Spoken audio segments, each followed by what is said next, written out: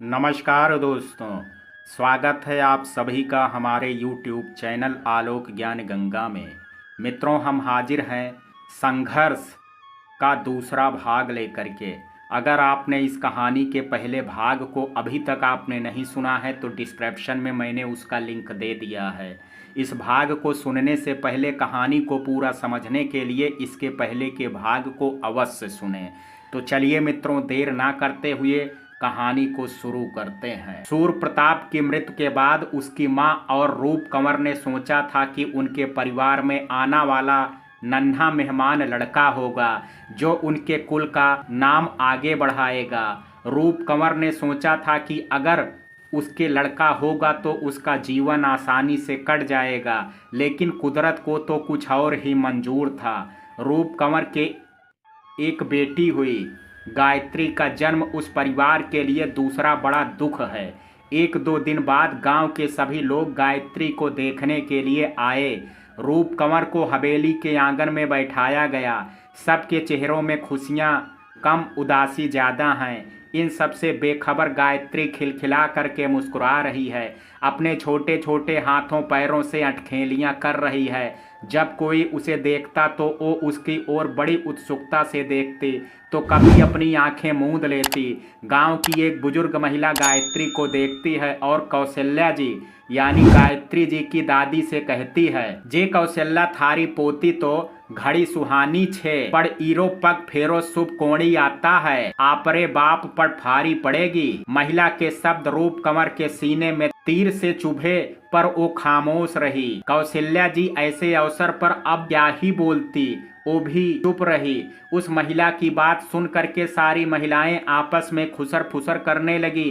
कोई गायत्री को अभागन बता रही हैं तो कोई उसे कुलक्षणी बता रही हैं। कहते हैं ना, जितने मुंह उतनी ही बातें। बस अभी सब यही कर रहे हैं। अपने अनुसार ही 2-3 महीने जन्मी नन्ही सी बच्ची की कुंडली बना रहे हैं, जो ना तो साहूकार को जानती है ना ही अपने माता पिता को, लेकिन अपने पिता की मृत्यु का अप्रत्यक्ष इल्जाम उस पर लगाया जा रहा है।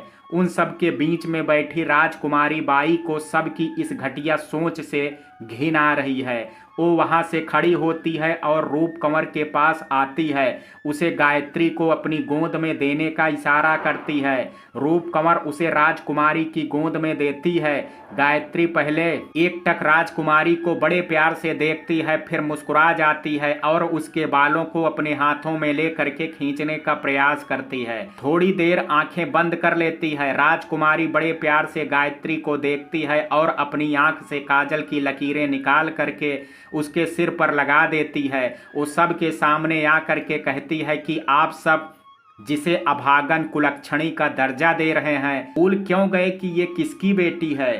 ठाकुर सूर्य प्रताप सिंह के, जिसने इस गांव को जीने की नई वजह दी, जो रेगिस्तान की रेत में पानी की बौछार लाया, जिसने आप सब के लिए अपनी जान गंवा दी। ऐसे वीर ठाकुर सूर्य प्रताप जी की बेटी है यह। भला ये अभागन और कुलक्षणी कैसे हो सकती है? ये अपना भविष्य खुद लिखेगी।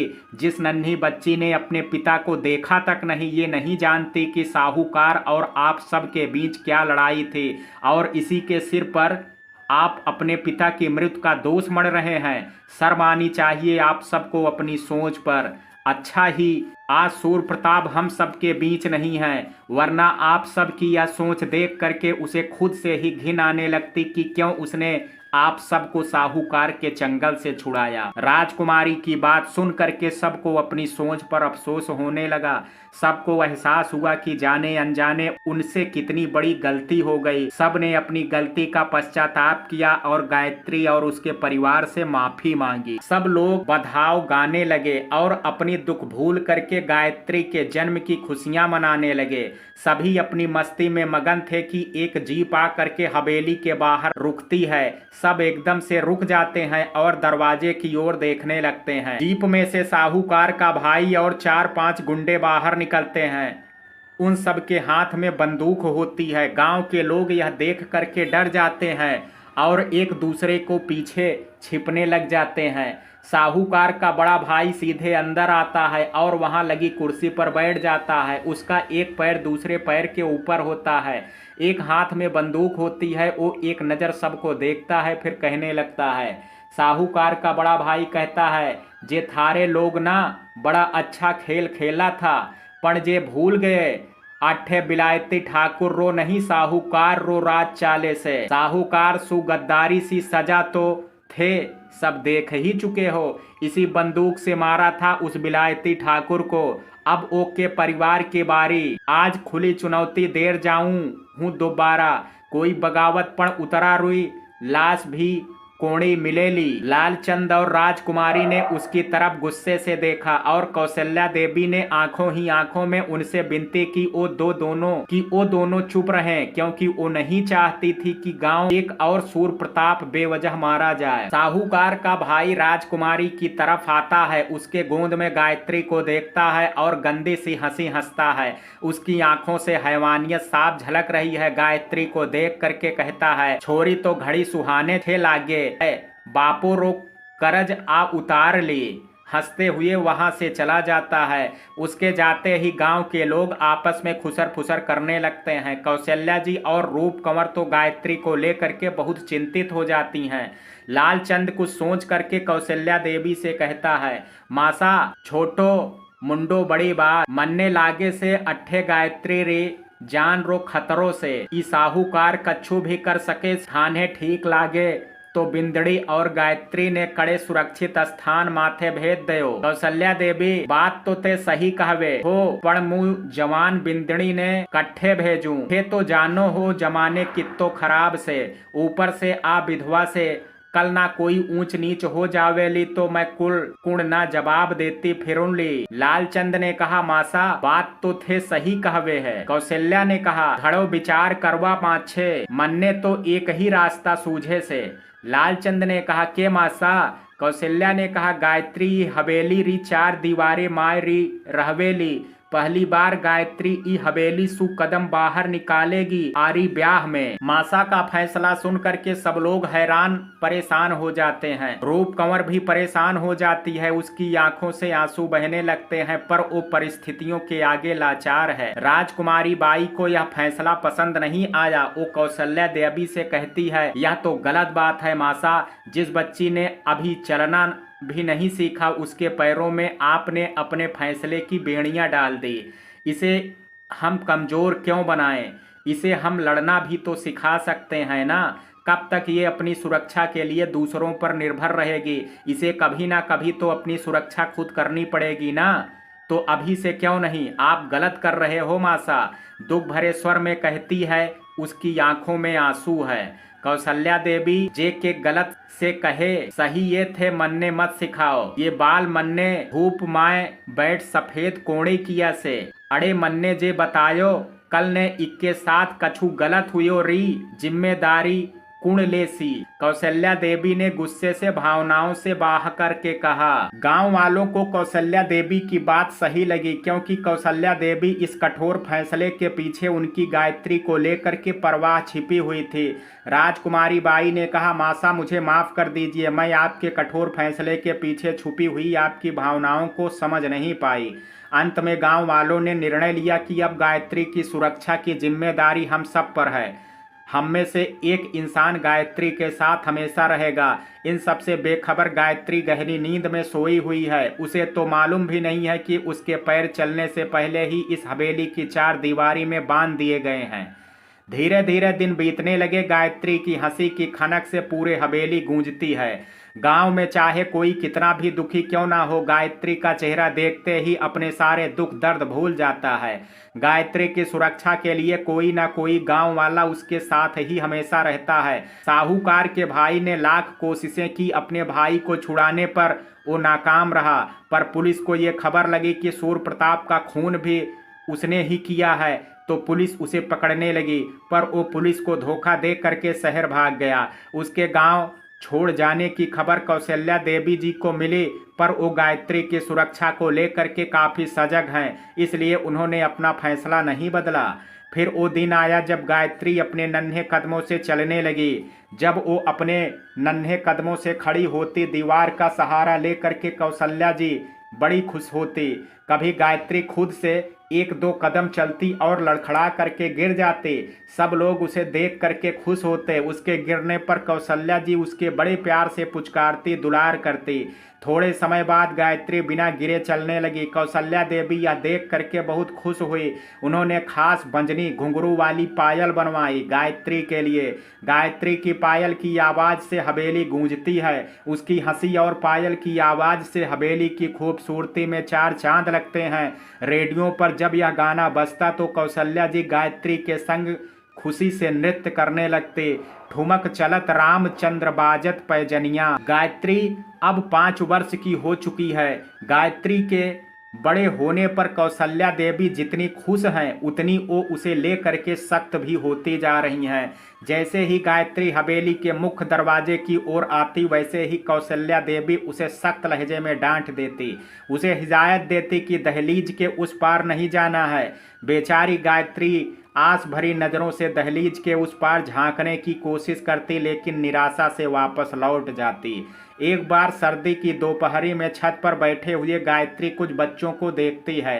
वो हंसते खेलते कहीं से आ रहे हैं। उन्होंने एक जैसे कपड़े पहन रखे हैं। उनकी पीठ पर एक थैला सा लटका हुआ है। गायत्री जब उन्हें देखती है तो उसके मन में अनगिनत सवाल उमड़ पड़ते हैं। वो रूप कंवर के पास जाती है और बच्चों की तरफ इशारा करके उससे पूछती है, माँ जे सब कट्ठे सु आ रहे हैं, सबन ने एक जैसा कपड़ा क्यों पहने छे? रूप कंवर एक नजर बच्चों की तरफ देखती है, फिर अपना काम करते हुए गायत्री से कहती है, यह सब स्कूल से आ रहे हैं और यह उनके स्कूल के कपड़े हैं, इसलिए एक से हैं। गायत्री ने कहा, माँ जे स्कूल के होवे से? रूप कंवर ने कहा, स्कूल में ज्ञान की बातें सिखावे से, बच्चा ने पढ़ावे से।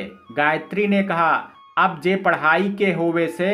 रूप कंवर ने कहा, जना थे बीमार होवे थाने डॉक्टर साहब गोली सुई देवे से ना, तो पढ़ाई माथे यही बतावे से कि जीवन में के कारणों चाही के नहीं।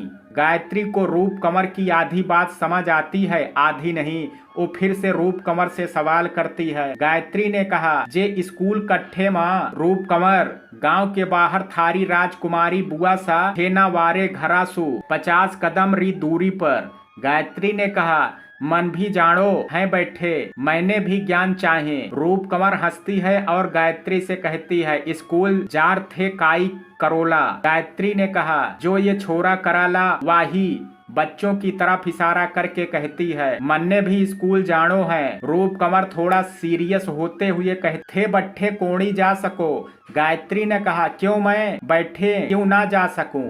रूप कंवर ने कहा, छोरियां स्कूल कोणी जावे से। गायत्री ने कहा, क्यों छोरिया स्कूल क्यों कोणी जावे? रूप कंवर ने कहा, मन्ने बेरो कोणी, पण छोरियां रो काम होवे से घरी देखभाल करो, वो घरा रहे ही ये सब काम सीखे। अण छोरा स्कूल जार ज्ञान प्राप्त कर पाछे आपरे घरा वास्ते धन कमावे से। गायत्री ने कहा, मन्ने भी जानो से ना माँ स्कूल। वो जिद पर अड़ जाती है। रूप कंवर को अब उसके सवालों और जिद से झुंझलाहट होने लगती है। वो उससे पीछा छुड़ाने के लिए उसे कहती है, मन्ने कोणी बेरो थे आपरी भाभा सा पूछो, वही थारे सवालों रो जवाब देसी। गायत्री दौड़ करके नीचे आंगन में बैठी हुई कौशल्या देवी के पास आती है। वो लगातार भाभा सा बोले जा रही है। कौशल्या जी, के हुआ छोरी क्यों शोर मचावे से? गायत्री ने कहा, भाभा सा मन्ने स्कूल जानो से।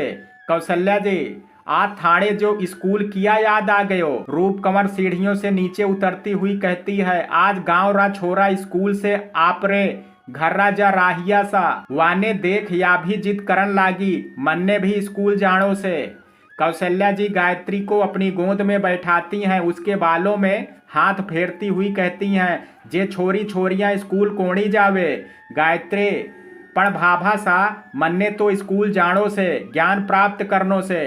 कौशल्या जी मुस्कुराती हैं और कहती हैं, छोरी जट्ठे चाह बट्ठे रा, तन्ने ज्ञान अट्ठे ही मिले लो, मैं तन्ने चित्रकारी रो ज्ञान देवे हूँ। गायत्री ने कहा, अट्ठे ही ज्ञान मिल जावे लो। अपनी छोटी सी आंखों को बड़ा करके कहती है।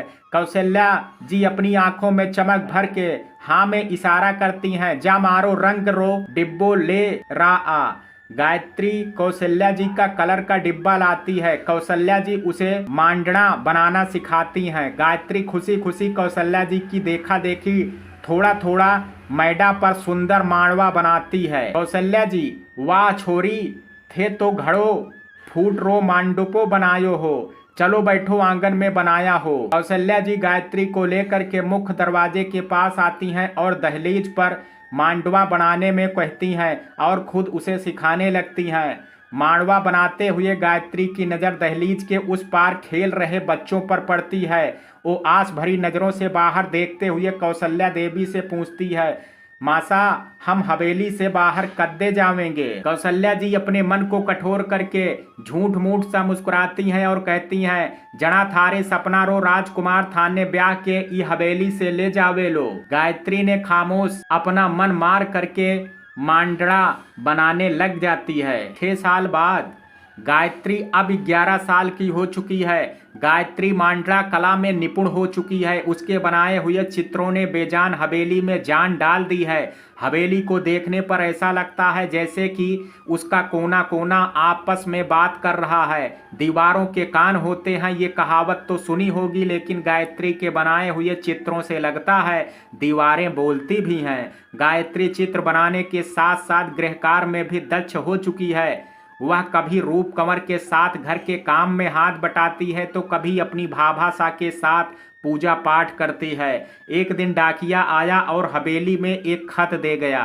डाकिया खत देख करके जल्दी जल्दी से चला गया, पीछे छोड़ गया गंभीर समस्या की खत पढ़े कौन। रूप कंवर खत को उल्टा सीधा आड़ा टेढ़ा करके देखती है और कौशल्या देवी से कहती है, मासा जे में तो अक्षर मोती जैसे मड़ रहे से पण के लिखो से म्यारी समझ पर से परे है। कौशल्या देवी चिंतित भाव से कहती हैं, मन्ने तो चिंता हो रही है से बेरो कोणी काई लिखियो से जा में कच्छू दुखी री बात हुई तो। रूप कंवर शुभ शुभ बोलो मासा। दोनों खत को लेकर के चिंतित हैं। तभी वहां गायत्री आती है। उसके पैरों में आज भी बंजनी पायल है जिसकी आवाज पूरी हवेली में सुनी जा सकती है। उसने सलवार सूट पहन रखा है, बीच की मांग निकाल करके 2 चोटी बना रखी है। वो उन लोगों के पास आती है और उसने उनके चिंतित होने का कारण पूछती है। रूप कंवर ने कहा, जे खत आयो से पण जे में काई लिख्यो से म्यारी अर मासारी समझ सु परे से। गायत्री खत को अपने हाथ में लेती है, मासा की ओर देखती हुई कहती है, भाभा सा जे थे मन्ने स्कूल जावा देता तो म्यारे अबार थाने बता देते एम के सो पढ़ थे म्यारी कोणी सुड़ो कद्दे। कौशल्या देवी जे छोरी थाने कति बार केहूं छोरियां स्कूल कोणी जावे, एक तो आ खतरी समस्या दूजी थे स्कूल करे हो। गायत्री को डांटते हुए कहती हैं। गायत्री अपना मुंह बनाती है और कहती है, हे भी ना भाभा सा इतनी सी बात वास्ते गुस्सा करो हो। गोपाल भाई सा कद्दे काम आवेला, वासु पढ़वा ले जे खत। गोपाल राजकुमारी बाई का बेटा है। कौशल्या देवी जे तो थाने घड़ी चोखी बात कहे। गायत्री ने कहा, जड़ा मैं बुलावा लाऊं मानने। कौशल्या देवी गुस्सा हो जाती है और कहती है, थोड़ी कत्ती बार कहियो कि ये दहलीज ने कोड़ी लांघ ना थारी समझ में कोड़ी आवे के। कौशल्या देवी को गुस्सा होते देख करके रूप कंवर बीच बचाव के उद्देश्य से बीच में ही बोल पड़ती हैं, मासा मो बुलाऊं हूँ मानने। उसकी बात सुन करके कौशल्या देवी और गुस्सा हो जाती हैं और कहने लगती हैं, हे म्यारा राम जी सगला बैल बुद्धि मिने थे म्यारो ही नसीब में लिखायो हो। जे थे विधवा होर गांव में घूमती फिरे लो तो मैं ऊपर जार सूर्या ने कास्यो मुंडो दिखावली। उनके शब्द रूप कंवर के दिल में तीर के समान चुभते हैं, पर उसने अब हवेली की 4 दीवारी को ही अपने जीवन की नियति मान लिया है। कौशल्या देवी खड़ी होती हैं और दोनों को हिदायत देते हुए कहती हैं, मुझ जार आवे हूँ बट्ठे कान खोल के सुन ले यो थे। दोनों दहलीज से बाहर जावा की सोची तो मारो से बुरा कोई कोणे होशी। दोनों कौशल्या देवी के डर के कारण हाँ में गर्दन हिला देती हैं। कौशल्या देवी वहां से चली जाती हैं। राजकुमारी बाई की कोठी। कौशल्या देवी राजकुमारी के घर आती है। पहले से अब इस घर का हुलिया बदल चुका है। जहां पहले यह महफिल की तरह सजाया जाता था, अब यह किसी सामान्य परिवार के घर की तरह है। इसका श्रेय सूर्य प्रताप को जाता है, जिसने राजकुमारी के वेश्या वेश में छिपी हुई सभ्य महिला को पहचाना। घर के आंगन के बीचों बीच में तुलसी का पौधा लगा हुआ है। अब इस हवेली से मनमोहक इत्र की जगह ठाकुर जी को चढ़ने वाले चंदन की महक आती है। अब यहाँ अजीबो गरीब गाने नहीं, रामायण गीता के पाठ सुनाई देते हैं। कौशल्या देवी अंदर आती हैं। उन्हें देखते ही राजकुमार खुश हो जाता है। वो मुस्कुराते हुए उन्हें अंदर लाती है, उन्हें बैठने के लिए कुर्सी देती है, फिर उनसे कहने लगती है, आपने क्यों तकलीफ की मासा, मुझे बुलवा लिया होता। कौशल्या जी, मन्ने थारू सु काम कोड़ी, गोपाल से 6 कट्ठे है ओ। राजकुमारी बाई ने कहा, अच्छा आप बैठियो, मैं उसे बुलाती हूँ। वो गोपाल को आवाज लगाते हुए रसोई में आती हैं और गिलास में पानी डाल करके कौशल्या जी के लिए लाती हैं। तभी कमरे में से आवाज आया, माँ गोपाल। राजकुमारी ने कहा, गोपाल अभी आ रहा है मासा, तब तक आप पानी पीजिए, मैं चाय बना देती हूँ। कौशल्या देवी ने कहा, 6 छोरी बावली होगी के थे, म्यारो छोरी के समान छो और म्यारो अट्ठे ते रीत छे कि म्यारे बहन बेटी रे घरा रो पानी भी कोणे पिए। राजकुमारी ने कहा, आप भी ना मासा, कैसी बातें करती हो, पानी ही तो है, उसमें क्या है। तभी गोपाल बाहर आता है। कहते हैं ना, जब आप अच्छाई का साथ देते हैं तब ईश्वर भी आपका साथ देता है। राजकुमारी के साथ भी यही हुआ। उसका बेटा अब अपने पैरों पर चलने लगा है। उसका ऑपरेशन शहर के बड़े अस्पताल में हुआ था। गांव वालों की दुआएं काम आई। अब वो बिना किसी सहारे के खुद चल सकता है। क्या हुआ माँ, क्यों बुलाया मुझे। तभी उसकी नज़र कौशल्या देवी पर पड़ती है। वो खुश हो जाता है और आकर के उनके पांव छूता है। कौशल्या जी उसे अपने पास बैठाती हैं और आशीर्वाद दे करके उसे खत देती हैं पढ़ने के लिए। गोपाल खत को लेकर के मन ही मन पढ़ने लगता है। फिर खुशी से कौशल्या जी को देख करके कहने लगता है, नानी सा, ये तो बहुत बड़ी खुशखबरी है। कौशल्या जी और राजकुमारी दोनों अपनी आंखों में चमक भर करके पूछती हैं, कैसी खुशखबरी। गोपाल ने कहा, उदयपुर शहर में सूर्य प्रताप अमोस्वा के एक मित्र रहते हैं, जिनका नाम रघुवीर सिंह जी है, जो कि अपनी बेटे का रिश्ता गायत्री से करना चाहते हैं। वो गायत्री को देखने के लिए अपनी पत्नी के साथ इस रविवार यहाँ आने वाले हैं। यह सुनकर के कौशल्या देवी और राजकुमारी दोनों खुश हो जाती हैं। कौशल्या जी, थारे मुंह में काशीराम रा घेवर फीणी छोरा थे तो घड़ी चोखी बात सुनाई, पण एक दुविधा से। राजकुमारी, क्या हुआ मासा। कौशल्या जी, रविवार तो परसों ही छे, अति जल्दी सब तैयारी इकट्ठे से होवेगी। राजकुमारी ने कहा, बस इतनी सी बात मासा, आप चिंता मत कीजिए, हम सब है ना, आखिर गायत्री हम सब की बेटी है। कौशल्या ने कहा, जना ठीक से, अब मुँह जामू हूँ, तैयारी भी करनी सो न। राजकुमारी हाँ में गर्दन हिला देती है। कौशल्या खुशी खुशी गांव में सबको खुशखबरी देती हुई अपनी हवेली आती है। रूप कंवर चिंता के कारण यहाँ वहाँ घूम रही होती है और गायत्री आंगन में मांडवे में रंग भर रही होती है। कौशल्या जी के आते ही रूप कंवर उनसे सवाल करने लगती है। कौशल्या जी उसे सारी बात बताती हैं, जिसे वो भी खुश हो जाती है। गायत्री उनकी आधी बात सुनती है और कौशल्या देवी से पूछती है, भाभा सा के थे, म्यारो ब्याह कर दो लेहा, ब्याह पाछे मुँह अट्ठे कोणी रहूँ ली। कौशल्या देवी उसे अपने पास बैठाती हैं, फिर उसके सिर पर हाथ फेरते हुए कहती हैं, हारो घड़ो मन होवे से ना ई दहलीज के पार जावों को, तो छोरो अब जल्दी ही वह घड़ी आवे वाली है। तुम्हारा सपना था ना कि इस दहलीज से बाहर जाने का, दुनिया देखने का, तब अब तुम दुनिया देख सकती हो। यह सुन करके गायत्री बहुत खुश हो जाती है कि अब उसे दहलीज के उस पार जाने को मिलेगा। देखते ही देखते रविवार का दिन आ जाता है। पूरा गांव एकजुट होकर के मेहमानों के स्वागत में जुट जाता है। तरह तरह के पकवान बनाए जाते हैं। हवेली गांव को सजाया जाता है। गांव के पुरुष मेहमानों के आने का इंतजार करते हवेली पर। गांव की औरतें आज गायत्री का कुछ ज्यादा ही लाड चाव कर रही हैं। कोई उसकी चोटी बना रही है तो कोई उसे पोशाक पहना रही है। रूप कंवर दरवाजे पर खड़ी खड़ी अपनी बेटी को सजाने की मन में उमड़ रही तमाम ख्वाहिशों को मारती हुई दूर से ही सब देख रही है। उसकी आंखों के किनार पर भावनाओं का समुद्र हिचकोले खा रहा है। ऐसा लगता है एक इशारे मात्र से उसकी भावनाओं का समुद्र चक्रवात बन जाएगा। लेकिन वो लाचार है क्योंकि कौशल्या जी ने आज उसे गायत्री से दूर रहने की सख्त हिदायत दी है। वो नहीं चाहती कि रूप कंवर के विधवापन का साया गायत्री की आने वाली जिंदगी पर पड़े। लेकिन गायत्री कहाँ रुकने वाली है। वो तैयार हो करके सबसे पहले रूप कंवर के पास आती है और उससे पूछती है, मासा काशी लग रही हूँ सो मारो। रूप कंवर निशब्द हो जाती है। वो उसकी बलैया लेती है और उसका सर चूम लेती है। साथ ही ओढ़नी का लंबा सा घूंघट निकाल करके गायत्री को हिदायत देती है कि ये सर से सरके ना। इतने में ही सब लोग यहाँ वहाँ भागने लगते हैं क्योंकि लड़के वाले आ गए हैं। फूलों की वर्षा करके उनका स्वागत किया जाता है। उनको बैठाया जाता है। उनके लिए चाय व तरह तरह का नाश्ता लगाया जाता है। मेहमानों में 2 पुरुष व 2 महिलाएं आई हैं, जिनमें से एक महिला कौशल्या देवी जी की उम्र की है। दिखने में वो परिवार की मुखिया बड़ी महिला लग रही है। उन्होंने फीके रंग की पोशाक पहन रखी है। उसके साथ एक और महिला है जिन्होंने सूती राजपूती पोशाक पहन रखी है। उस महिला ने लंबा घूंघट किया है।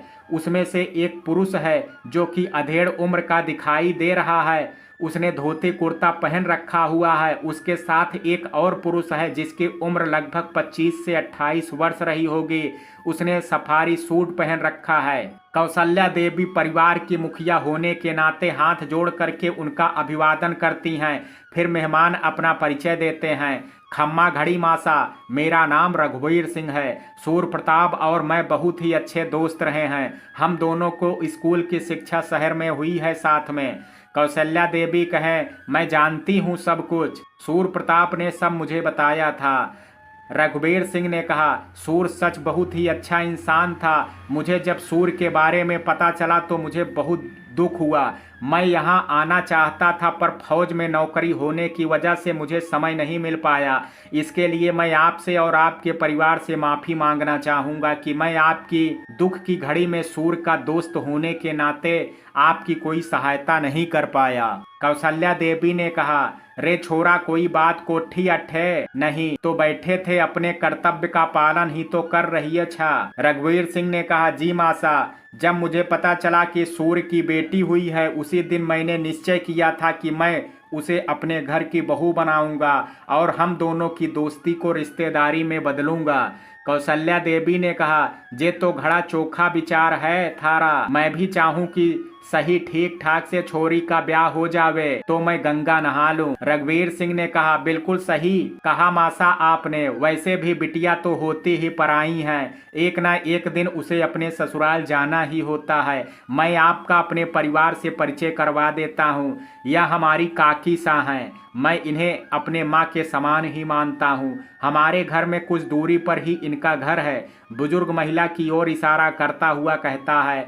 कौशल्या देवी और वो महिला एक दूसरे को नमस्कार करती हैं। फिर रघुवीर दूसरी घूंघट वाली महिला की ओर इशारा करके कहता है, यह मेरी धर्म पत्नी है। यह सुन करके घूंघट वाली महिला कौशल्या देवी के पैर स्पर्श करती है। बदले में कौशल्या देवी उसके सिर पर हाथ रख करके आशीर्वाद देती हैं, सदा सुखी रहो।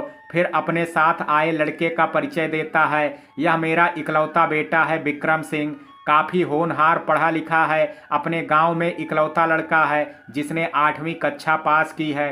सिफारिश लगा रही हैं, हो सकता है सरकारी अफसर भी बन जाए भविष्य में। शहर गांव दोनों जगह हमारी खुद की जमीन है। बस हमें तो इसके लिए घरेलू संस्कारी लड़की चाहिए जो हमारे घर को स्वर्ग बना दे। यह सुन करके लड़का शर्माते हुए कौशल्या जी के पैर छूता है। कौशल्या जी खुशी खुशी उसे आशीर्वाद देती हैं। हम सबने तो हमारा परिचय दे दिया, आप भी हमें अपने परिवार से मिलवाइए, बुजुर्ग महिला ने कहा। कौशल्या देवी रूप कंवर को बुलाती हैं। वो आ करके सबको राम राम करती है। जी, ये मेरे परिवार में जो बिंदड़ी है ये मेरी पोती से, और ये गांव वाला मेरे सुख दुख में सगे हैं। बुजुर्ग महिला अपनी आंखों को बड़ा करके सबको देखती है, फिर कहती है, आपके परिवार में कोई पुरुष नहीं है? कौशल्या देवी खामोशी से ना में गर्दन हिला देती हैं। बुजुर्ग महिला ने कहा, परिवार में एक पुरुष होना जरूरी होता है। जो परिवार में पुरुष कोई नहीं होता वहाँ औरतें संस्कारी नहीं होती हैं। रघुवीर सिंह ने कहा, ये कैसी बातें कर रही हो काकीसा? मासा, आपकी इजाजत हो तो हमें अपनी होने वाली बहू को देख सकते हैं? कौशल्या देवी राजकुमारी से कहती हैं कि वो गायत्री को ले आएं। राजकुमारी बाई गायत्री को लेकर के आती हैं। सबकी नजरें सीढ़ियों पर टिक जाती हैं जहां से गायत्री आ रही है। पूरी हवेली में खामोशी छा जाती है, बस उसकी पायल छन छन बज रही है। गायत्री ने लंबा घूंघट निकाल रखा है। गुलाबी रंग की राजपूती पोशाक में वो दूर से किसी सुंदर गुड़िया की तरह लग रही है। विक्रम सिंह की नज़रें तो बस गायत्री पर ही जम गई। वो बिना पलक झपकाए उसे ही देख रहा है। रघुवीर सिंह अचानक से उसे देखता है, फिर उसकी नज़र की तरफ सामने आती हुई गायत्री को देखता है। विक्रम सिंह गायत्री को देखने में इतना खो जाता है कि वो ये भूल भी जाता है कि रघुवीर सिंह उसे ही देख रहा है। रघुवीर सिंह एक बार फिर विक्रम सिंह और सामने आती हुई गायत्री को देखता है। रघुवीर सिंह खांसने का नाटक करता है। विक्रम सिंह की तंद्रा रघुवीर के खांसने से टूटती है। इसके साथ ही सबका ध्यान गायत्री से हट करके रघुवीर पर चला जाता है। रघुवीर सिंह सबको ठीक होने का इशारा करते हैं। इतने में ही गायत्री आ जाती है। काकीसा उसे अपने पास बैठने को इशारा करती हैं। गायत्री सबको अपने दोनों हाथ जोड़ करके नमस्कार करती है और फिर काकीसा के पास बैठ जाती है। राजकुमारी बाई आ करके कौशल्या देवी के पास खड़ी हो जाती हैं। कौशल्या देवी ने कहा, ये मेरे कलेजे की टुकड़ा है, ये मेरी इकलौती पोती है, पूरे घर में छाई रहती है, पूरे घर का सारा काम भी करे थे, ये कभी आपको शिकायत का मौका नहीं देगी, और ये मेरे बिना मर्जी के कोई भी काम नहीं करती है। ये पूरे हवेली को एकदम से सजा करके संवार करके रखती भी है। कौशल्या देवी गायत्री की बहुत तारीफ करती हैं मेहमानों के सामने। गायत्री मन ही मन बहुत घबरा रही है। उसे समझ में नहीं आ रहा है कि क्या करे। बस वो नजरें झुकाए किसी पुतले के समान बैठी है। गायत्री की तारीफ सुन करके काकीसा उत्साह से गायत्री का घूंघट उठा करके उसका चेहरा देखती हैं। उसके सुंदर से चेहरे में वो खो जाती हैं। फिर कहती हैं, रघुवीर, छोरी तो बहुत ही सुंदर है, दोनों की जोड़ी खूब जमेगी। काकीसा ने उन दोनों के रिश्ते के लिए हामी भर दी। ये सुन करके कौशल्या देवी ने मन ही मन ईश्वर का शुक्रिया अदा किया। यह सुन करके रघुवीर सिंह जी भी खुश हो जाते हैं। वो गायत्री जी से कहते हैं कि मासा, आपकी इजाज़त हो तो मैं अपने परिवार से बात कर लूँ अकेले में। कौशल्या देवी हाँ में गर्दन हिला देती हैं और लाल चंद को कहती हैं कि उन्हें कमरे में छोड़ आए। सब उठ करके कमरे में चले जाते हैं। लालचंद उन्हें छोड़ करके वापस आता है। उसके चेहरे पर चिंता के भाव हैं। कौशल्या देवी ने कहा, क्या हुआ भाई, क्यों मुंह लटक गया है, क्या बात है, बताओ मुझे। लालचंद ने कहा, मासा, छोटो मुंह बड़ी बात, मेरे को ये संबंध ठीक नहीं लागे है। धीरे से सर झुका करके कहता है, फिर खामोश हो जाता है।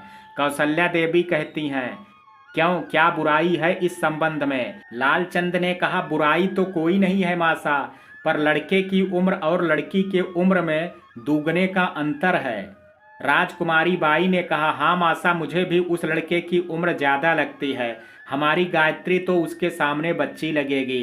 कौशल्या देवी ने कहा, बड़ी गहराई से उन दोनों की बातें सुनती है। फिर कहती है, ये कोई बात थोड़े हुई, आदमी की उम्र और औरत की उम्र से तो दोगुनी होती ही है, वरना बराबर में छोरियां जो है बिगड़ जाती हैं और इस रिश्ते को संभाल नहीं पाती हैं। घर परिवार भी मनने चोखे लगे हो, लड़का तो ठीक ही लग रहा है, मिनक भी चोखा से, तो म्यारी तरफ से तू रिश्ता पक्को छे। इस छोरी रा पीला हाथ कर दूं तो मैं आपरी जिम्मेदारी से मुक्त हो जाऊं बस। मासा की बात सुन करके सब खामोश हो जाते हैं, क्योंकि कौशल्या देवी अपना फैसला सुना चुकी हैं और उसे बदलने का दम किसी में नहीं है।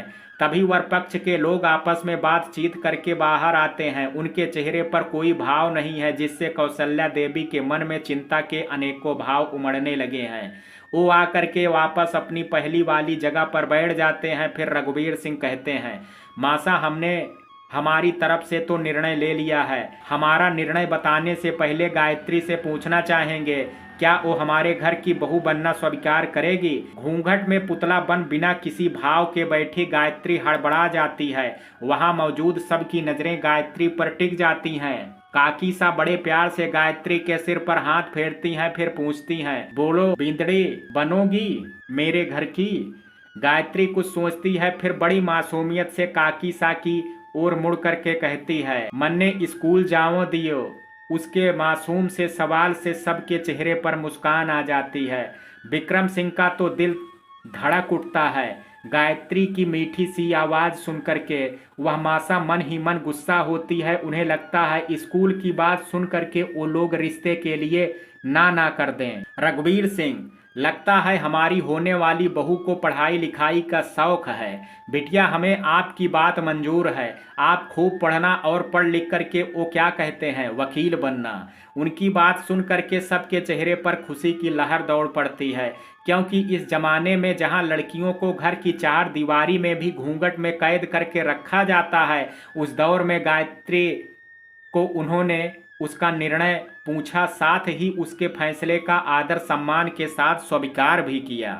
कौशल्या देवी ने रघुवीर सिंह का शुक्रिया अदा किया इतना मान सम्मान देने के लिए। रघुवीर सिंह कौशल्या देवी से कहने लगे, मासा आपकी इजाज़त हो तो हम आपकी बिटिया को हमारे घर की बहू बनाना चाहेंगे। कौशल्या देवी खुशी खुशी स्वीकृति दे देती हैं। दोनों परिवार की हाँ सुन करके वहाँ खुशियों का माहौल बन जाता है। सब एक दूसरे को मिठाई खिलाने लगते हैं। बरसों बाद हवेली में अचानक कितनी खुशियां आ जाएंगी, किसी ने सोचा भी नहीं था। कौशल्या देवी ने रघुवीर को अपने पास बिठाया, फिर उससे पूछने लगी। रघुवीर ने कहा, मासा मैं आपकी भावनाओं का सम्मान करता हूँ। मुझे तो बस आपकी पोती चाहिए जो मेरे घर परिवार को संभाल ले। इसके अतिरिक्त मुझे आपसे कुछ नहीं चाहिए। इसके विपरीत यह तो मेरा सौभाग्य है कि मुझे इतनी समझदार बहू मिलेगी। रघुवीर सिंह की बातें सुन करके कौशल्या देवी की आंखों में खुशी के आंसू आ गए। यह देख करके रघुवीर ने उनके आंखों पोंछे और कहा, इन्हें गायत्री की विदाई के लिए बचा के रखिए। अच्छा मासा, मैं फौज में सिर्फ 1 महीने की छुट्टी पर आया हूँ। अगर आपकी इजाज़त हो तो क्या हम शादी इस 1 महीने में कर सकते हैं? पहले तो कौशल्या देवी घबराई, 1 महीने में सब तैयारी कैसे होगी? लेकिन रघुवीर सिंह ने बेहद ही सादगी से शादी करने का फैसला लिया। अंत में कौशल्या जी ने हाँ कर दी। मौका दस्तूर देख करके उन्होंने आज ही गायत्री का रोका किया और 25 दिन बाद शादी का शुभ मुहूर्त निकाला गया। दोनों परिवारों ने मिल करके सब रस्मों को पूर्ण किया, फिर साथ में खाना खाया। देर रात होते देख रघुवीर ने मासा से वापस अपने घर जाने की इजाज़त ली। कौशल्या देवी उन्हें रात यहीं रोकना चाहती थी, पर शादी की तैयारियों की बात कह करके वो जाने लगे। हर तरफ खुशी का माहौल है। सब सुबह से थके हुए थे, आराम करने लगे और दूसरे दिन से शादी की तैयारियों में जुट गए। गायत्री की शादी में कुछ ही दिन शेष हैं, तो सब ने मिल करके तैयारी करने का सोचा। कोई गायत्री के कपड़े बनाने के काम में लग गया तो कोई गहने बनाने में। किसी ने खाना बनाने की जिम्मेदारी ली तो किसी ने बारातियों के आओ भगत की। कुल मिलाकर के गांव में ऐसा कोई नहीं था जिसने गायत्री की शादी में सहयोग नहीं किया हो। कौशल्या देवी को पहले बहुत चिंता थी कि सब कैसे होगा, लेकिन सबका साथ पा करके उनकी समस्या थोड़ी कम हो गई। दिन बीतते गए। अब गायत्री की शादी को 10 दिन मात्र रह गए थे। घर में सुबह शाम विवाह के गीत गाए जाने लगे। गांव की औरतें गायत्री के खूब लाड चाव कर रही हैं। कोई उसको मेहंदी लगाता है तो कोई उसके केस संवारती है, कोई उसे उसके होने वाले पति के बारे में पूछ करके छेड़ती है, तो कोई उसे ससुराल के रीत रिवाज समझा करके वहां सही से रहने की हिदायत देती है। सब कुछ अच्छा लग रहा है। पूरे गांव में उत्साह का माहौल है। कौशल्या जी आंगन में बैठी सबको काम करने की हिदायत दे रही हैं कि तभी डाकिया आता है और एक खत उनको देता है। कौशल्या देवी उसे खत पढ़ने को कहती हैं, पर वो जल्दी में है कह करके चला जाता है, पीछे छोड़ जाता है फिर से वही समस्या कि खत पढ़े कौन। लेकिन इस बार यह समस्या इतनी विकट नहीं है, क्योंकि गोपाल यहीं रुका हुआ है। गायत्री की शादी की तैयारी के लिए कौशल्या देवी उसे अपने पास बुलाती हैं और उसे खत पढ़ने के लिए कहती हैं। गोपाल खुशी खुशी खत लेता है और मन ही मन पढ़ने लगता है, पर जैसे जैसे वो खत पढ़ता है उसके चेहरे पर चिंता के भाव आने लगे हैं। यह देख करके कौशल्या जी भी परेशान हो जाती हैं। वो उससे पूछती हैं कि खत में क्या लिखा हुआ है। गोपाल खत पढ़ करके सुनाता है, नानी सा, यह खत रघुवीर जी की पत्नी की ओर से आया है। इसमें लिखा है, बहन जी पैर छू रही हूँ, आशा करती हूँ कि आप सब बड़े राजी खुशी होंगे और ब्याह की तैयारी में लगे होंगे। मैं तो धन्य हूँ जो मैंने गायत्री जैसी बहू मिलेगी। मैं आपको थोड़ा कष्ट देना चाहती हूँ, समझ नहीं आ रहा है कैसे लिखूँ, लेकिन लिखना भी जरूरी है क्योंकि समाज में हमारी इज्जत का सवाल है। मासा, मेरे ये बहुत ही भोले हैं, समाज के रीत रिवाज इनकी समझ से परे हैं, लेकिन इस समाज में हम रहते हैं तो हमें यहाँ के रीत रिवाजों को भी मानना होगा। जब भी हम किसी शादी में जाते हैं तो विवाह में विदा के स्वरूप हमें महंगे महंगे कपड़े उपहार दिए जाते हैं।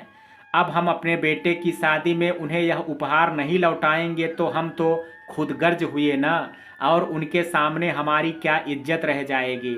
इसलिए मैं चाहती हूँ कि आप विवाह में आने वाले बारातियों को चांदी या सोने का सिक्का उपहार में देंगे। आशा है आप इस छोटी सी ख्वाहिश को जरूर पूरा करेंगे। उम्मीद है आपने बारातियों को देने वाले कपड़े आदि का इंतजाम कर लिया होगा। हमें आपसे दहेज में कुछ भी नहीं चाहिए, बस हमारे यहाँ आने वाली बहू को उसके पीहर वाले यानी मायके वाले सिर से पांव तक सोना देते हैं। बाकी आपकी जो इच्छा हो दीजिएगा, आखिर गहने आपकी पोती ही पहनेगी तो वही सुंदर लगे। सास होने के नाते मेरा भी नेक बनता है, पर मुझे आपसे कुछ नहीं चाहिए। मेरे ये ही मेरी सारी ख्वाहिश पूरी कर देते हैं। इस बार मुझे टेलीविज़न दिलवाने वाले थे, पर बीच में ही शादी का खर्चा बीच में आ गया। खैर कोई ना, मैं अपना मन मार करके रह लूँगी बच्चों की खुशी के लिए। आपसे एक विनती है कि आप यह खत में लिखा बात मेरे उनसे मत कहिएगा। वो क्या है ना, इनका स्वभाव थोड़ा गर्म है। यह आपके और मेरे बीच की बात है, बस यही छोटी सी तकलीफ देनी थी आपको। आगे आपकी इच्छा, आप इसे पूरा करके समाज में हमारा नाम ऊंचा करते हैं या नीचा, आप पर निर्भर है। राम राम मासा। खत सुन करके कौशल्या जी तो परेशान हो गई कि इतने कम समय में सब इंतजाम कैसे होगा, और ना ही उनके पास इतने पैसे हैं जो उनकी सभी मांगों को पूरा कर सकें। लालचंद ने यह सुन करके कहा, मासा, मुझे पहले ही इन लोगों के संबंध में शक था। कौशल्या देवी ने कहा, अब इस बात का कोई मतलब नहीं है, ब्याह तो तय हो गया है। अब कुछ भी हो जाए, कुछ भी करो तो बदनामी तो होगी ही। मुझे तो डर सता रहा है कि इतनी जल्दी में ये सब इंतजाम कैसे होगा। लालचंद और राजकुमारी बाई ने अपने पास से कुछ पैसे उपहार स्वरूप देने चाहे, पर कौशल्या देवी ने मना कर दिया क्योंकि उनका स्वाभिमान इसकी इजाज़त नहीं देता। अंत में उन्होंने बहुत ही सोच विचार करके हवेली को गिरवी रखने का निर्णय लिया। पहले सबने उनके इस फैसले का विरोध किया, लेकिन इसके अलावा उनके पास कोई विकल्प उपलब्ध नहीं था। अब समस्या थी कि हवेली गिरवी किसके पास रखी जाए, तो राजकुमारी ने अपने पहचान के शहर में साहूकार से संपर्क किया। वो हवेली गिरवी रखने के लिए तैयार हो गए। उन्होंने कौशल्या देवी को पैसे दिए, बदले में कौशल्या देवी ने एग्रीमेंट के कागज पर अंगूठा लगा दिया। लेकिन इस बार कागज में क्या लिखा है यह सबको पता है, क्योंकि गोपाल ने सभी नियम शर्तों को पढ़ा और सबको समझा करके ही आगे की कार्रवाई पूरे की। सब फिर गायत्री की शादी में जुट गए। इस बार सब कुछ तैयारी रघुवीर जी की धर्मपत्नी की इच्छा के अनुसार हुई। शादी के दिन नजदीक आए। गायत्री की आज हल्दी की रस्म है। पीले रंग की पोशाक में वो काफी सुंदर लग रही है। गायत्री के साथ कुछ औरतें गीत गाती हुई आती हैं और उसे सामने लगी चौकी पर बैठा देती हैं और उसे हल्दी लगाती हैं। बुआ होने के नाते सबसे पहले राजकुमारी बाई उसे हल्दी लगाती हैं। गायत्री उससे पूछती है, बुआ साहब ये हल्दी क्यों लगाया जाता है? उसके मासूम से सवाल पर सब हंसने लगते हैं। दूर बैठी कौशल्या देवी मुस्कुराती हुई कहती हैं, छोरी जे हल्दी तन्ने लिए लगा रहे हैं कि थे थारे बिंदु सु ज्यादा फुटरी लागो। यह सुन करके गायत्री में प्रतिस्पर्धा की भावना जागृत हो गई और वो राजकुमारी से कहती है, लो अट्ठे भी लगाओ, अट्ठे भी। सब लोग उसका बालपन देख करके हंसने लगते हैं। हल्दी के बाद मेहंदी की रस्म होती है। गांव सभी सुहागिन महिलाओं उसकी उंगलियों के पोरों पर मेहंदी लगाती हैं, बीच में सिक्के की तरह गोला बना देती हैं। उसके बाद उसके पैरों में मेहंदी लगाती हैं। यह सब दूर से देखते हुए रूप कंवर अपने ईश्वर को कोस रही है कि क्यों ईश्वर ने उसे विधवा बनाया कि वो अपनी इकलौती लड़की को सजा भी नहीं सकती है। शायद कोई भी इस धरती पर इस समय रूप कंवर से ज्यादा लाचार बेबस होगा। वो तो इस मौके पर अपने आंसुओं के रूप में अपनी ख्वाहिशों भावनाओं को बहा भी नहीं सकती। दूसरी तरफ कौशल्या देवी मन ही मन ईश्वर से प्रार्थना कर रही हैं कि सब ठीक तरह से हो जाए। गायत्री तो शादी से ज्यादा इस बात से खुश है कि अब वो स्कूल जा सकेगी। थोड़े दुख बहुत सी खुशी से यह दिन कब बीत गए पता ही नहीं चला कि आज वह दिन भी आ गया जिस दिन गायत्री की शादी है। सुबह से ही हवेली में चहल पहल है। सब यहाँ वहाँ दौड़ भाग रहे हैं। तैयारी को अंतिम रूप देते हुए कब शाम हो गई पता ही नहीं चला। बारात गांव में आ गई। बारातियों को पहले जान डेरा बारातियों के रुकने का स्थान में रुकवाया गया। वहां उनका खूब आदर सत्कार किया गया। उन्हें कुछ समय दिया गया ताकि वो आराम करके लंबे सफर की थकान मिटा सके। बारातियों ने आराम किया, फिर अपने साथ लाया हुआ सारा सामान हवेली पहुंचाया। सारे सामान कपड़े गहने गायत्री को पहनाए गए। सर से पांव तक लाल रंग में सजी महंगे गहनों से श्रृंगार की हुई गायत्री आज दुनिया की सबसे खूबसूरत दुल्हन लग रही है। इसके बाद बारात हवेली के द्वार पर आती है। कौशल्या देवी विक्रम सिंह की आरती उतार करके उसका स्वागत करती हैं। फिर सबको अंदर बुलाया जाता है। सबका आओ भगत करके रघुवीर की धर्म पत्नी की इच्छा अनुसार बारातियों को महंगे उपहार दिए जाते हैं। उसके बाद वरमाला होती है। गायत्री विक्रम सिंह और विक्रम सिंह गायत्री को वरमाला पहनाते हैं। इसके बाद उन्हें मंडप में बैठाया जाता है और सभी रीत रिवाज के साथ विवाह कराया जाता है।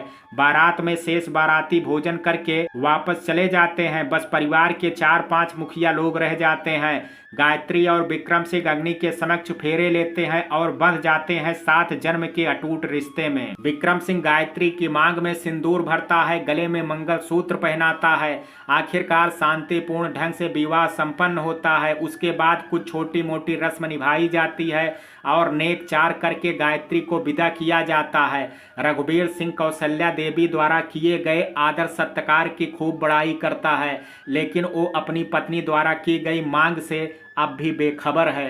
गायत्री हवेली की दहलीज पर आती है।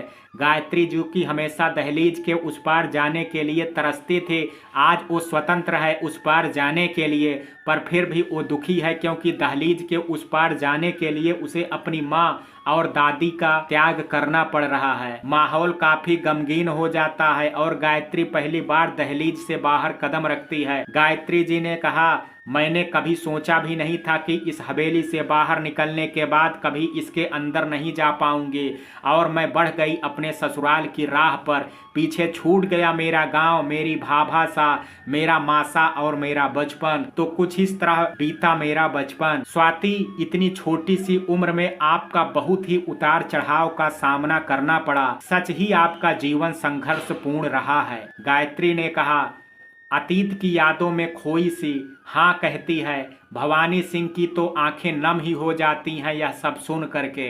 स्वाति ने कहा, अच्छा अब समय बहुत हो गया है, हम बाकी का शूट कल करते हैं, कह करके कैमरा बंद कर देती है। गायत्री जी उससे आग्रह करती हैं कि वो उनके हाथ की बनी राजवाड़ी चाय पीच करके जाए। स्वाति मान जाती है। गायत्री जी चाय बनाने चली जाती हैं। कमरे में अब बस भवानी सिंह और स्वाति रह जाते हैं। भवानी सिंह को स्वाति दिल की अच्छी इंसान लगी तो वो उससे बात करने की कोशिश करता है, पर वो बात शुरू करता इससे पहले ही स्वाति अपना मोबाइल हाथ में ले करके उनमें बिजी हो जाती है। यह देख करके भवानी सिंह हल्का सा मुंह बनाता है और खुद भी अपना फ़ोन देखने लग जाता है। वो फेसबुक ओपन करता है और सर्च बार में जा करके टाइप करता है आरजे स्वाति। सर्च होते ही स्वाति की प्रोफाइल आ जाती है। वो हिम्मत करके स्वाति को फ्रेंड रिक्वेस्ट सेंड करता है। इत्तेफाक से स्वाति भी उसी समय फेसबुक ही यूज कर रही होती है। जैसे ही उसके पास फ्रेंड रिक्वेस्ट का नोटिफिकेशन आता है वो उसे चेक करती है तो पाती है यह तो भवानी सिंह है, पर इस भाव को वो अपने चेहरे पर नहीं आने देती है और पहले जैसे ही मोबाइल को देख रही होती है। भवानी सिंह 4.5 मिनट तक बेसब्री से उसके जवाब का इंतजार करता है।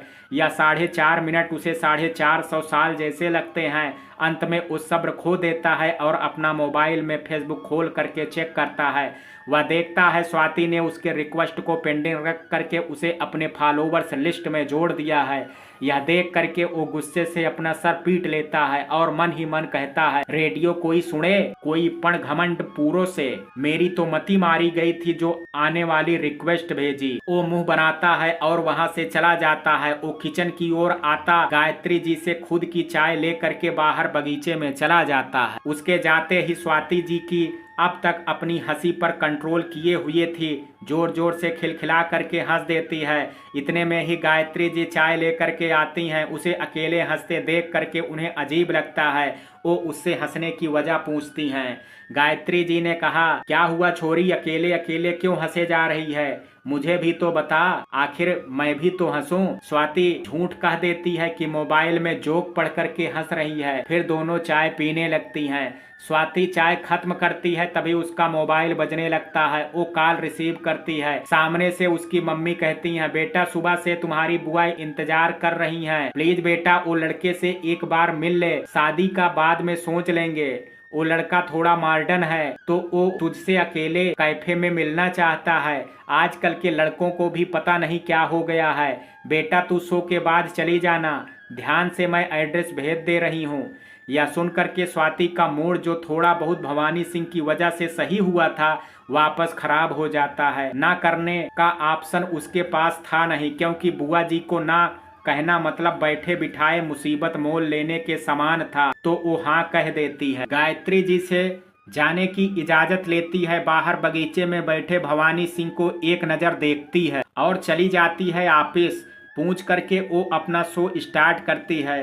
भवानी सिंह स्वाति से गुस्सा तो है पर इतना भी नहीं कि वो उसका शो ना सुने। वो उसका शो लगता है उसमें गाना आने लगता है। वो उसका शो लगाता है उसमें गाने आने लगते हैं। हूँ लफ्जों के हसीन धागों में कहीं पिरो रहा हूँ मैं कब से हुजूर, कोशिशें जरा है निगाहों की तुझे देखने की खता जरूर, दीवानगी कहूँ इसे या मेरा फितूर, कोई हूर जैसी तू कोई हूर जैसे तू। यह सुन करके भवानी सिंह की आंखों के सामने स्वाति का चेहरा आ जाता है। गाना समाप्त होता है और स्वाति बोलने लगती है। स्वाति की आवाज सुन करके भवानी सिंह की तंद्रा टूटती है। रेडियो से आती स्वाति की आवाज, गुड इवनिंग जयपुर, आप सुन रहे हैं 96 सिटी एफएम मेरे यानी आरजे स्वाति के शो में बिंदास यूनिंग। तो जयपुर राइट्स अपना मोबाइल ले करके तैयार हो जाइए। 296999 नंबर पर फटाफट कॉल लगाइए और बताइए शहर से जुड़ी अंतरंगी समस्या जिसका हम करेंगे सतरंगी समाधान। स्वाति माइक ऑफ ही करने वाली होती है तभी पास रखे हेडलाइट पर किसी का कॉल आता है। स्वाति कॉल रिसीव करती है। सामने से आवाज आती है, नमस्कार स्वाति मैम, मेरा नाम अवधेश शर्मा है। स्वाति ने कहा, नमस्कार अवधेश जी, बिंदास हो करके बताइए आपकी सतरंगी समस्या जिसका हम करेंगे सतरंगी समाधान। अवधेश जी ने कहा, मैम फिलहाल मेरी कोई समस्या नहीं है, मैंने आपका शुक्रिया अदा करने के लिए कॉल किया है। स्वाति ने कहा, शुक्रिया क्यों, किस लिए, ऐसा क्या कर दिया मैंने? अवधेश ने कहा, मैम आपको याद है आज से ठीक 15 दिन पहले मैंने आपको कॉल करके आपको अपनी समस्या बताई थी कि एक सरकारी अफसर मात्र एक हस्ताक्षर के लिए मुझे 50,000 रुपये रिश्वत के मांग रहा है। स्वाति ने कहा, जी याद आया। अवधेश ने कहा, हाँ मैम, अब उन्होंने साइन कर दिया है, बदले में 1 रुपया भी नहीं लिया, उल्टा मुझसे माफ़ी भी मांगी मेरे साथ किए हुए बर्ताव के लिए।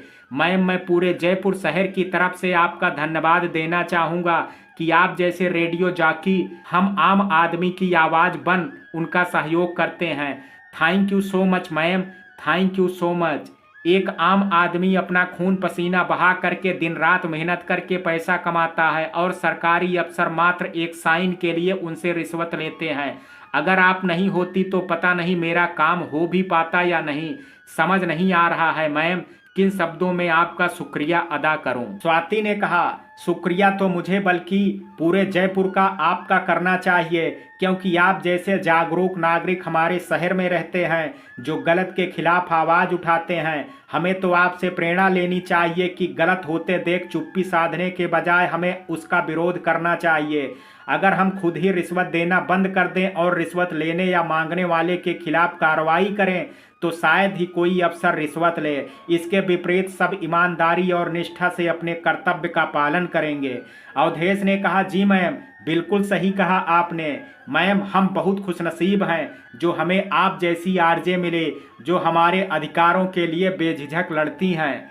स्वाति ने कहा, खुशनसीब तो मैं हूँ जो मुझे इतना प्यार और सम्मान देने वाले श्रोता मिले। आशा आगे भी आप गलत के खिलाफ यूं ही आवाज उठाते रहेंगे। अवधेश ने कहा, बिल्कुल मैम, वंस अगेन थैंक्स कह करके कॉल कट कर देता है। स्वाति ने कहा, सो जयपुर, आपके पास भी ऐसी ही कोई अतरंगी समस्या है तो इंतजार किस बात का, फटाफट कॉल लगाइए। तब तक के लिए सुनिए ये गाना। ये सुन करके भवानी सिंह को स्वाति पर बहुत ही गर्व होता है। वो मन ही मन कहता है, ये तो गजब हो गया, रेडियो तो सच्चा ही लोग रेडियो सुने से और समस्या का समाधान भी होता है। मैं भी मैडम से तो घमंड करने लगा था। भवानी सिंह खुद से बात करते हुए मुस्कुराने लगता है। स्वाति शो समाप्त करती है, अपने मोबाइल का नेट ऑन करती है। उसमें व्हाट्सएप पर उसकी मम्मी का मैसेज आया हुआ है जिसमें किसी कैफे का एड्रेस है। वो मन मार करके वहां के लिए निकल जाती है। ऑफिस से बाहर आ करके रिक्शा का वेट करती है। सामने से एक रिक्शा आता है, उसमें बैठ जाती है। रिक्शा तेजी से दौड़ता भागता सड़कों पर दौड़ने लगता है। थोड़ी देर बाद रिक्शा एक कैफे के पास आकर के रुकता है। स्वाति उसमें से उतरती है और कैफे के अंदर जाती है। स्वाति अपने हाथ में बंधी घड़ी में समय देखती है तो उतना ही समय से 15 मिनट लेट है।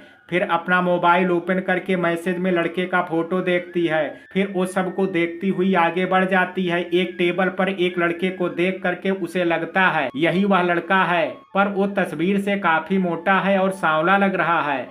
वो आगे बढ़ने लगती है, तभी वो लड़का बोलता है, मिस स्वाति। अपना हाथ स्वाति की ओर बढ़ा करके कहता है। स्वाति सोचते हुए हेलो राघव अपना हाथ उससे मिलाते हुए कहती है। राघव ने कहा, हाँ प्लीज सीट। स्वाति ने कहा, स्वाति कह करके बैठ जाती है। स्वाति या कह करके बैठ जाती है। राघव ने स्वाति से कहा, क्या ऑर्डर करें, क्या लेंगी आप? स्वाति ने कहा, चाय। राघव ने कहा, चाय सुन करके राघव ने चाय सुन करके उसका मुंह बन जाता है, बट वो हाँ कह देता है। राघव चाय ऑर्डर करता है। दोनों खामोश हो जाते हैं, क्या बोले दोनों को समझ में नहीं आता। स्वाति मन ही मन सोचती है, फोटो में तो कितना हैंडसम लग रहा है बट रियल में बहुत अलग है। लड़कियों का तो समझ में आता है, लेकिन लड़के कब से फिल्टर यूज करने लगे और यूज किया ही क्यों? ऐसे भी तो ठीक लग रहा है ना। आखिर ईश्वर के द्वारा बनाया हर इंसान अपने आप में खूबसूरत है। स्वाति ने कहा, बेल आप क्या करते हैं? राघव ने कहा, जी मेरा एक्सपोर्ट इंपोर्ट का बिजनेस है। स्वाति ने कहा, बहुत अच्छा, कौन सी कंट्री के साथ है? राघव ने कहा, जी कंट्री नहीं, अपने शहर में ही है, अपना रामनगर। बेचारे का 1 मिनट में ही पोपट हो गया। राघव ने मुस्कुराते हुए उसकी हॉबी के बारे में पूछा। स्वाति ने कहा, जी मुझे वरुण धवन की मूवीज देखना अच्छा लगता है। राघव बीच में बोल पड़ता है, वरुण धवन की मूवी देखना मुझे भी पसंद नहीं है। आजकल एक्टर भी ना कुछ भी करते हैं, अब वरुण धवन को ही देख लो। बद्रीनाथ की दुल्हनिया ये भी कोई फिल्म है? फिल्म तो हमारे जमाने में होती थी, जैसे कोरा कागज, रोटी कपड़ा और मकान। हाँ, क्या बात थी उन फिल्मों में। वरुण धवन के बारे में कोई उल्टा सीधा बोले और स्वाति को गुस्सा ना आए या होना तो असंभव है। वो गुस्से से खड़ी होती है और कहती है, फिर अपने जमाने की लड़की ही ढूंढ लो, खुद ही या मोटे पेट के फोटो लगाते हुए तो तुम्हें शर्म आती है और चले हैं वरुण धवन के बारे में बोलने।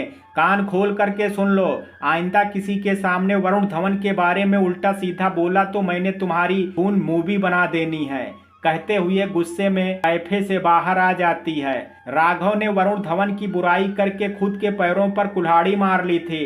कैफे में से सब लोग उन दोनों को ही देख रहे होते हैं। राघव भी स्वाति के पीछे पीछे जी स्वाति जी कहते हुए आता है, लेकिन बीच में ही उसे कैफे का मैनेजर रोक लेता है। मैनेजर ने कहा, सर यह आपका बिल। राघव ने कहा, यहाँ हमारी जिंदगी में आग लगी है और तुम्हें बिल की पड़ी है। मैनेजर ने कहा, सर हमें आपसे हमदर्दी है, लेकिन बिल पे किए बिना कैफे से बाहर नहीं जा सकते हैं आप। राघव ने कहा, एक तो बोलते हो बिल पे किए बिना कैफे से बाहर नहीं जा सकते हो, ऊपर से कहते हो हमदर्दी है। क्या करूं तुम्हारी हमदर्दी का अचार बनाऊं? मैनेजर ने कहा, सर लीजिए बिल पे कीजिए। राघव बिल लेता है। बिल 800 रुपये का आता है। यह देख करके राघव को चक्कर आने लगता है। वो मैनेजर से पूछता है, भाई चाय में सोना चांदी डालते हो क्या? तभी उसकी नज़र कैफे के बाहर ऑटो का इंतजार करती हुई स्वाति पर पड़ती है। वो बिल पे करता है और बाहर आ जाता है। स्वाति जी कह करके उसके पास आने लगता है। तभी दो बाइक पर 4-5 गुंडे आते हैं। वो बाइक लेकर के स्वाति के इर्द गिर्द घूमने लगते हैं। उनमें से कोई सीटी बजाता है तो कोई बड़ी खतरनाक हंसी हंसता है। उनकी हैवानियत भरी हुई आंखें स्वाति को घूर रही हैं। यह देख करके स्वाति डर जाती है। राघव तो डर के मारे पेड़ के पीछे छिप जाता है। उसके आसपास लोग इकट्ठा होकर के तमाशा देखने लग जाते हैं।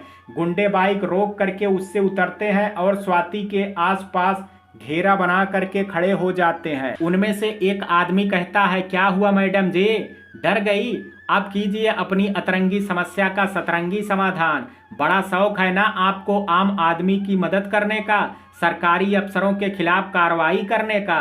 कब कीजिएगा कार्रवाई? हम भी तो देखें आपकी सतरंगी कार्रवाई। कहते हुए स्वाति के बिल्कुल नज़दीक आ जाता है। स्वाति हेल्प हेल्प चिल्लाती है। तभी वो आदमी अपनी जेब से बंदूक निकालता है और सबको दिखाते हुए कहता है, किसी ने एक कदम भी बढ़ाने की कोशिश की ना तो अपनी जान से हाथ धो बैठोगे।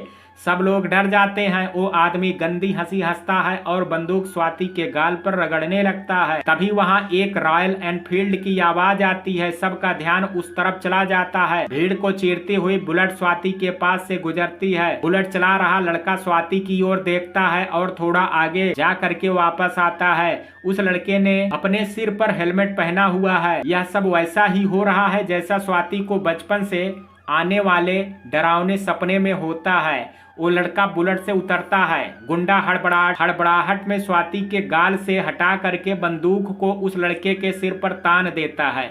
लड़का पलक झपकाते ही उस गुंडे का हाथ हवा में खड़ा कर देता है और उस गुंडे के पैर पर जोरदार लात मारता है, जिससे उस गुंडे का बैलेंस बिगड़ जाता है और उसके हाथ से बंदूक छूट जाती है। वो लड़का सभी गुंडों को अपने हथियार नीचे रखने को और हाथ ऊपर करने को कहता है। सभी अपने अपने हथियार नीचे रखते हैं और अपने हाथ ऊपर करके खड़े हो जाते हैं। लड़का स्वाति को कैफे में जाने का इशारा करता है और खुद गुंडों से निपटता है। वो कभी किसी गुंडों को लात मारता है तो कभी किसी को घूंसा मारता है। मार मार करके सबको अधमरा कर देता है। तभी वहां पुलिस आती है और सब गुंडों को पकड़ लेती है। कैफे के मैनेजर ने पुलिस को कॉल किया था। पहले वाला गुंडा जिसने स्वाति के गाल को बंदूक से छुआ था उसे तो बहुत मारता है। उससे पूछता है कि तुम सबको यहाँ किसने भेजा है। तब वो बताते हैं कि उस सरकारी अफसर ने जिसके खिलाफ स्वाति ने रिश्वत लेने के जुर्म में शिकायत दर्ज की थी। यह सुनकर के स्वाति की बहुत गुस्सा आता है। पुलिस गुंडों को पकड़ करके ले जाती है। स्वाति उसे बुलेट वाले के पास आती है, उसे अपना हेलमेट उतारने को कहती है। वो अपना हेलमेट उतारता है। स्वाति उसे देख करके शॉक्ड हो जाती है। वो कोई और नहीं भवानी सिंह ही होता है। स्वाति बड़े गौर से उसे देखती है। ग्रे कलर की पैंट, ब्लैक शर्ट, हाथ में चांदी का कड़ा, आंखों पर चश्मा, गले में शिव जी की डमरू वाले रुद्राक्ष की माला, उस पर भवानी सिंह का सांवला रंग। उफ, स्वाति तो भवानी सिंह में खो सी जाती है। तभी वहां से तेजी से एक गाड़ी गुजरती है। स्वाति डर के कारण भवानी सिंह के गले लग जाती है। बेचारे भवानी सिंह की हालत खराब हो जाती है। उसे काटो तो खून नहीं। वो अपने दोनों हाथ हवा में खड़ा कर देता है और मन ही मन बड़बड़ाने लगता है। सब सुख लहे तुम्हारी सरना, तुम रक्षक काहू को डरना। आपन तेज सम्हारो आपो, तीन लोक हाँकते कांपे। भूत पिचास निकट नहीं आवे, महावीर जब नाम सुनायो। नासे रोग हरे सब पीरा, जपत निरंतर हनुमत वीरा। संकट ते हनुमान छुड़ाओ, मन कब वचन ध्यान जो लाओ। हनुमान चालीसा सुनते ही स्वाति की तंद्रा टूटती है। वो भवानी सिंह से दूर होती है, लेकिन उसके बाल रुद्राक्ष की चैन में अटक जाते हैं। भवानी सिंह उसे सुलझाता है, फिर स्वाति से पूछता है क्या वो उसे घर छोड़ दे। बीच में ही राघव आ जाता है। वो भवानी सिंह के कंधे पर हाथ रख करके कहता है डोंट वरी ब्रो, या मेरे साथ हैं शादी के मामले में। लास्ट वर्ड वो उसके कान में कहता है, जिससे स्वाति को सुनाई ना दे। या सुन करके भवानी सिंह अर्श से सीधा फर्श पर आ जाता है। उसका मुंह उतर जाता है। स्वाति अपना सारा गुस्सा राघव पर उतार देती है। राघव वहां से चला जाता है। फिर स्वाति भवानी सिंह के साथ अपने घर के लिए निकलती है। भवानी सिंह बुलेट के बिल्कुल आगे बैठता है ताकि वो स्वाति से बिल्कुल टच भी ना हो पाए और स्वाति आराम से बैठ पाए। जिस दौर में कुछ लड़के लड़कियों के अंगों को छूने का बहाना ढूंढते हैं, उस दौर में कुछ लड़के भवानी सिंह जैसे भी होते हैं जो लड़की को पसंद करते हुए भी अपनी मर्यादा को बनाए रखते हैं। भवानी सिंह स्वाति को उसके घर छोड़ता है। स्वाति अब भी डरी हुई है, इसलिए भवानी सिंह घर की डोरबेल बजाता है। स्वाति की मम्मी दरवाजा खोलती है। स्वाति की नजर सामने सोफे पर बैठे उसके पापा पर पड़ती है। वो उनके पास जाती है, उनके कांधे पर अपना सर रख करके सारी घटना बता देती है। स्वाति के पापा भवानी सिंह के सामने हाथ जोड़ करके उसका शुक्रिया अदा करते हैं, लेकिन भवानी सिंह उन्हें मना कर देता है, बल्कि खुद उनके पांव छू करके उनसे आशीर्वाद ले करके जाने की इजाजत मांगता है। स्वाति के पापा उसे खाने पर रोकना चाहते थे, पर वो काम का बहाना बना करके मना कर देता है। भवानी सिंह वहां से चला जाता है। स्वाति के पापा स्वाति के पास बैठते हुए उसके सिर पर हाथ फेरते हुए कहते हैं बेटा, हम जानते हैं कि तुम्हारा यह सपना एक दिन हकीकत जरूर बनेगा, क्योंकि जब बचपन में बार बार तुम्हें यह सपना आता था और तुम डर जाती थी, तो हमने इस सपने के बारे में डॉक्टर से सलाह ली। उन्होंने इसे मात्र एक बुरा सपना बताया, लेकिन हमारे पंडित जी ने बताया कि इस सपने में तुम्हारा भविष्य जुड़ा हुआ है। ईश्वर ने सब पहले से ही तय कर रखा है। अब तो बस जो लिखा है वही घटित होगा, इसलिए बेटा चिंता मत करो। यह सुन करके स्वाति को थोड़ी तसल्ली मिलती है। वो खाना खा करके अपने रूम में आ जाती है। रात के लगभग 12 बज चुके हैं। आज पूर्णिमा का पूरा चांद है। इत्तेफाक से स्वाति और भवानी सिंह दोनों अपने कमरे की खिड़की से झांक करके चांद को देख रहे हैं। वो दोनों खामोश हैं, लेकिन उनके मन में अभी शाम वाली घटना चल रही है। प्रेम का तो पता नहीं, लेकिन आज की घटना के बाद से दोनों के मन में एक दूसरे को लेकर के इज्जत मान सम्मान काफी बढ़ गया है। तभी बैकग्राउंड में रेडियो पर आरजे की आवाज आती है, यूं तुम्हारा रोज मेरे ख्वाबों में आना इत्तेफाक तो नहीं है, यूं तुम्हारे आते ही सख्त से लड़के का पिघल जाना इत्तेफाक तो नहीं है, यूं लाखों की भीड़ में मेरा तुमसे टकराना इत्तेफाक तो नहीं है। मित्रों, कहानी के इस भाग में आज इतना ही। शेष कहानी कल सुनेंगे भाग 3 में। कहानी का ये भाग आपको कैसा लगा, आप अपनी राय मुझे कमेंट बॉक्स में ज़रूर दीजिएगा। वीडियो पसंद आया हो तो वीडियो को लाइक शेयर, अगर चैनल पर पहली बार विजिट कर रहे हैं तो कृपया चैनल को सब्सक्राइब करना ना भूलें। कल मिलते हैं कहानी के शेष भाग के साथ। तब तक के लिए जय हिंद, जय भारत।